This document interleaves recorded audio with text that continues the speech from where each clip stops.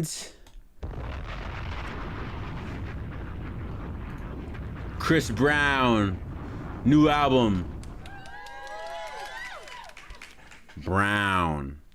Man, you already know when an R&B artist posted up like this is going to be a classic. You already know it's going to be a classic, bruh. Are you kidding? Are you shitting me? I already know it's going to be a classic. When you see an R&B artist perched up like this, you know it's about to be a classic. Yo, dead ass, I be hearing about a lot of artists dropping around that May 15th date, bruh. A lot of people going head to head. I ain't gonna lie to you. Yeah, that's what everybody's thinking, eh? So baby, oh my gosh, let me do a little. So has anybody here seen the new Michael movie?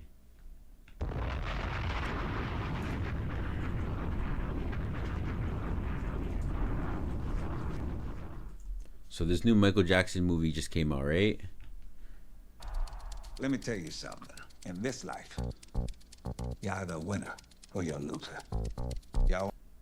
And it went dummy. I'm not gonna lie to you. Yes, sir.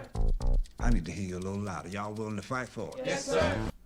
And it basically just tells a story between Michael from growing up as a kid. The biggest store in the world. We need to capitalize. I decided I'm going a second time. I'm going on Mother's Day. I'm taking my mom. Fuck it. I told you what to think. And I honestly must say, I knew you were different the moment you were born. You have a very special life. insane. And I honestly think, I'm not gonna lie, I think that this kid who just so happens to be Michael Jackson's nephew, which is crazy. The actor that played Michael in this movie is actually Michael Jackson's real life nephew. So allegedly, or apparently the way it goes is that he was not an actor whatsoever in the beginning. I guess the studio producers were asking him, saying, "You'd be cool for this role, blah, say blah. You should, whatever." He was not an actor before this role, which is crazy to think. He blew this role out the water. Like, when I tell you there was nobody that I could possibly think of in my mind that could have done this role better than what we saw him do, I genuinely mean that. I genuinely think that this kid was born to play his uncle. Funny enough, call that ignorant if you want, I don't know, but I think that there was literally, like, the way that he played Michael and some of the mannerisms and some of the things that he did in certain moments. And when he was on stage, there was a lot of concert moments where he was performing some of these certain songs. They simulated the Motown 25 performance. And again, a lot of these moments where it was like, this is like spitting image. I'm going to try to find the side-by-side in a second. I believe music can change the world.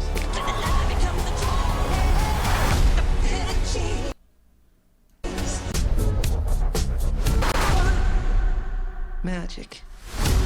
Like, some of those things were just like exactly how you would. Let me try to find that side by side.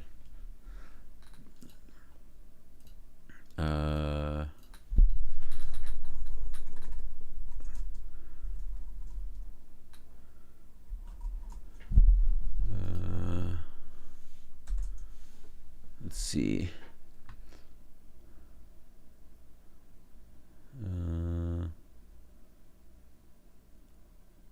Wow. Look at this.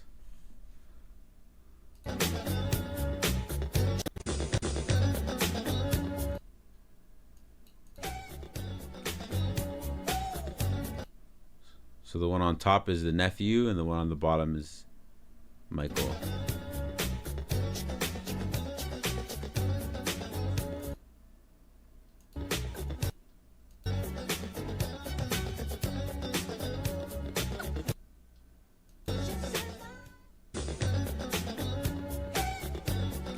like that. Like, look at the way that like he does the neck is exactly like his uncle.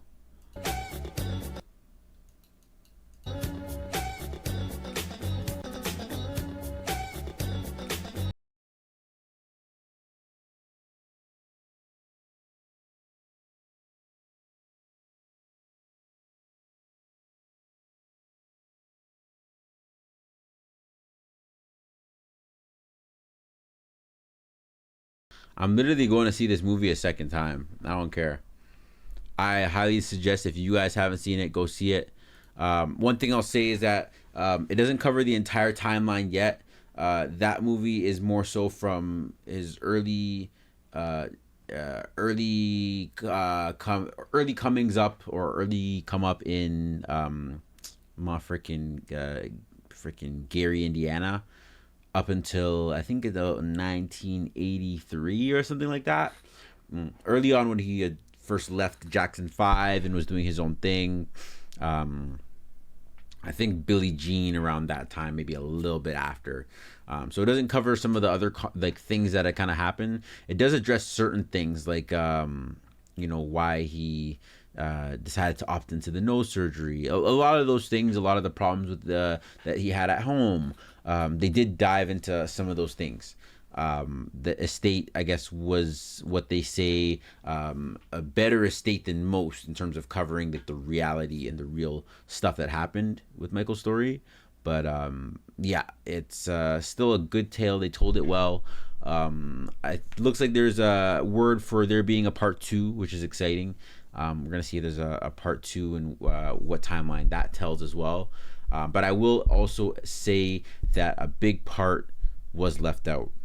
The film, I guess, the rights, the name, image, and likeness rights for Janet Jackson, they were not able to get. Janet would not sign off on this film. I guess there's still an estrangement between the family, or whatever might be the case. She didn't necessarily agree with the telling of the story, or whatever might have been the case. Meanwhile, the other family members, for the most part, the Michael's sons, a couple of the uncles, the estate also all signed off on this. They were approving of the movie, but Janet Jackson, for whatever reason, was not effing with it. So yeah, they basically told the story around Janet, basically acted as though she was not even a kid in the family. It was quite crazy to see them kind of just like work around that. But yeah, I guess they didn't really have any other option. They had to tell a story still. So yeah, just keep that in mind, that actually there's a certain timeline, and certain parts of the story may not have been included in relation to the family, like the missing siblings. But yeah, I think you should still watch it, and it's still a good watch. Who love me easy to be here when I'm popping? Can you love me with none? I'm afraid to fall in love, and I got problems with trust. Too many people who fraud, I've been leaning on God. I'm trying to figure out the cure to these permanent scars. Yeah, why the fuck is life so hard? Even though